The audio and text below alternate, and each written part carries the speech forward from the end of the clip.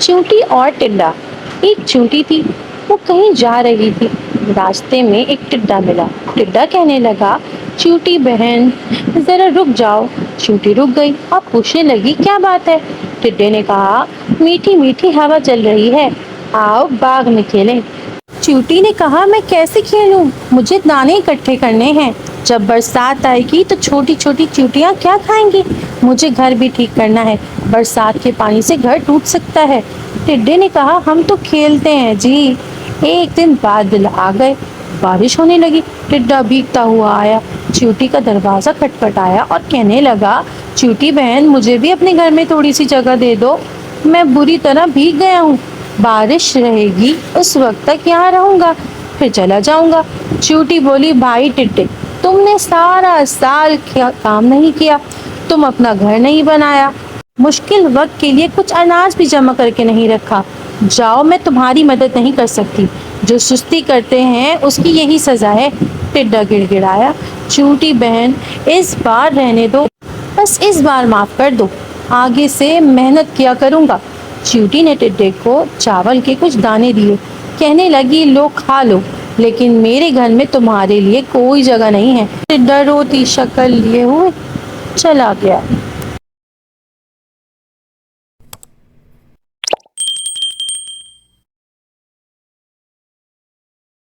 لومڑی اور کوا۔ ایک لومڑی 2 دن سے بھوکی تھی، اسے کہیں بھی کھانے کو کچھ نہ ملا۔ وہ شہر کے قریب آ گئی، اچانک کیا دیکھتی ہے کہ ایک درخت پر ایک کوا بیٹھا ہوا ہے اور اس کوے کے منہ میں ایک ثابت روٹی ہے۔ لومڑی کے منہ میں پانی بھر آیا، اس نے ایک ترکیب سوچی، وہ کوے کی تعریف کرنے لگی، بھائی کوے تم کتنے خوبصورت ہو، تمہارے پر کتنے خوبصورت ہیں، تم چاہے راوی میں نہاؤ جہلم میں، تمہارا رنگ ایک جیسا ہی رہتا ہے، سچ مچ تم پرندوں کے راجا ہو راجا، تمہارا گانا بہت میٹھا ہے، بانسری سے بھی میٹھا، دل تمہارا گانا سننے کو ترس رہا ہے، ذرا گانا تو سناؤ۔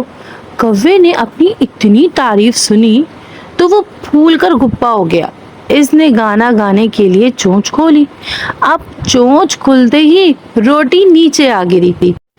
لومڑی بڑے چاؤ سے اسے کھانے لگی اور بیچارہ کوا دیکھتا ہی رہ گیا۔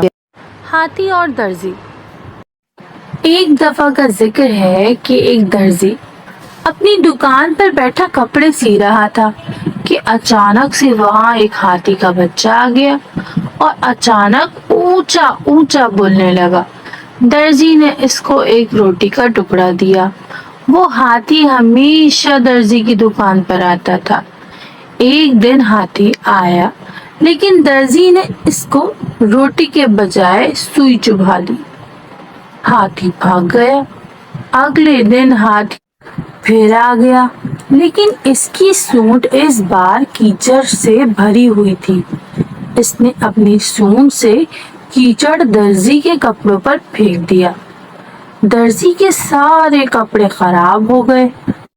درزی سر پکڑ کر رونے لگ گیا۔ اس کہانی سے ہمیں سبق ملتا ہے کہ جیسا کرو گے ویسا ہی بھرو گے۔ چوہا اور شیر۔ ایک دفعہ کا ذکر ہے کہ ایک جنگل میں ایک شیر رہتا تھا۔ ایک دن وہ شیر سو رہا تھا کہ اچانک ایک چوہا وہاں آ گیا اور شیر کے بالوں میں گھس کر کھیلنے لگا۔ اچانک شیر کی آنکھ کھل گئی، اس نے چوہے کو پکڑ لیا۔ چوہا ڈر گیا، وہ شیر سے منتیں کرنے لگا، مجھے چھوڑ دو، میں آئندہ ایسا نہیں کروں گا۔ شیر کو اس پر رحم آ گیا، اس نے چوہے کو چھوڑ دیا۔ چوہا جاتے جاتے شیر سے کہنے لگا کہ میں اس احسان کا بدلہ ضرور دوں گا۔ شیر ہنس پڑا۔ ایک دن کچھ شکاری جنگل میں آ گئے، انہوں نے جال ڈال کر شیر کو پکڑ لیا۔ وہاں اچانک وہی چوہا بھی آ گیا، اس نے اپنے دانتوں سے جال کو کاٹ دیا۔ اس طرح شیر آزاد ہو گیا۔ شیر نے چوہے کا شکریہ ادا کیا۔ چوہے نے کہا، کوئی بات نہیں، ایک دن آپ نے میری مدد کی تھی اور آج میں نے آپ کی مدد کر دی، اس میں شکریہ کس بات کا؟